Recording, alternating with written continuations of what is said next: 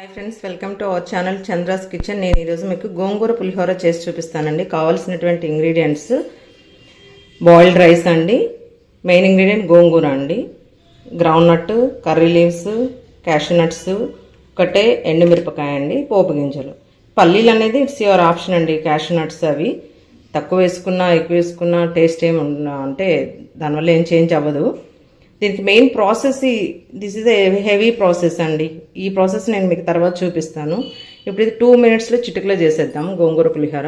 ఇప్పుడు మనం బాండీ పెట్టుకుందాం. చూడండి బాండీ పెట్టుకున్నాము మనము. ఇప్పుడు హీట్ ఎక్కిందండి, ఆయిల్ వేసేసుకుందాము. ఆయిల్ కూడా చాలా తక్కువే పడుతుందండి నార్మల్ పులిహోరతో కంపేర్ చేస్తే, ఎందుకంటే ఆల్రెడీ మనం గోంగూరలో వేసి ఉంటాం కదా, సో అందుకని తక్కువనే పడుతుంది. ఇది హీట్ ఎక్కే వరకు వెయిట్ చేద్దాం.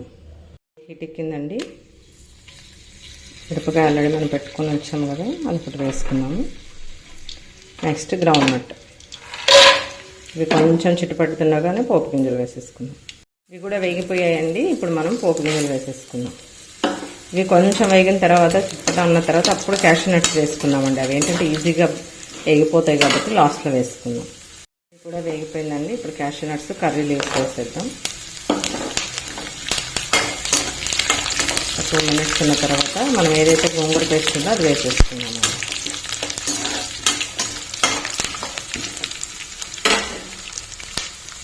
పోపు అంతా వేగిపోయిందండి. ఇప్పుడు దీనిలో మనము గోంగూర వేసేసుకున్నాం. దీన్ని కొంచెం వేగనివ్వాలండి.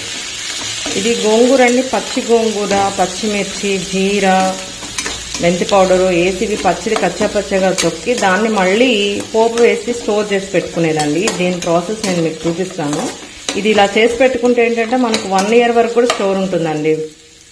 ఫ్రిడ్జ్లో పెట్టేసుకుంటే 1 year వరకు కూడా ఉంటుంది. ఇలా మనం టక్కున ఎప్పుడంటే అప్పుడు చేసేసుకోవచ్చు.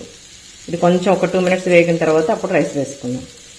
ఇది కూడా వేగిపోయిందండి. సాల్ట్ కూడా ఎక్కువ అవసరం లేదండి, ఆల్రెడీ మనం దానిలో వేసుకుంటాం కాబట్టి గోంగూరలో ఒక చిటికెడు అంటే ఒక 1/2 spoon వేసుకుంటే సరిపోతుంది.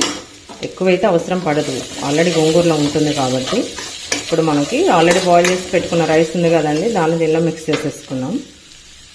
దీనిలో మనం బాయిల్డ్ రైస్ వేసేసుకున్నాము. ఆల్రెడీ కుక్ చేసి పెట్టుకున్నాం కదా, వేసుకొని దీన్ని నీట్గా మిక్స్ చేసుకోవాలండి. ఇలా మొత్తము కలిపేసేసుకోవాలి. దీనిలో మనం అడిషనల్గా ఏమి అంటే పసుపు కానీ, ఇంగు కానీ, మెంతి పౌడర్ కానీ వేయాల్సిన అవసరం లేదండి. ఎందుకంటే ఆల్రెడీ గోంగూరలో వేసి ఉన్నాయి కాబట్టి నేను అదే చెప్పాను కదా, ఈజీలో చిటికలో చేసుకోవచ్చు అని. ఆ గోంగూర ప్రిపరేషన్ మనం రెడీగా ఉంటే కనుక ఈజీగా చేసుకోవచ్చండి. చూసారా, రెడీ అయిపోయింది. ఒక 1 minute ఉంచి తీసేద్దామండి. ఇప్పుడు కంప్లీట్ అయిపోయిందండి. మనం స్టవ్ ఆఫ్ చేసేసుకుందాము. ప్లేట్లోకి సర్వ్ చేసుకుందాం. చూడండి, ఇప్పుడు మనం ప్లేట్లోకి షిఫ్ట్ చేసుకుందామండి. దీన్ని మీరు బ్రేక్ఫాస్ట్, లంచ్, డిన్నర్ ఏ రకంగా అయినా తీసుకోవచ్చండి, నో ప్రాబ్లం. కావలసినంత ఐరన్ ఉంటుందండి గోంగూరలో. సో వీక్లీ 2 తీసుకోవడం చాలా మంచిదండి. మన ప్లేట్లో కూడా సర్వ్ చేసుకున్నామండి. Thank you friends, thank you for watching my channel. Please like, share, subscribe.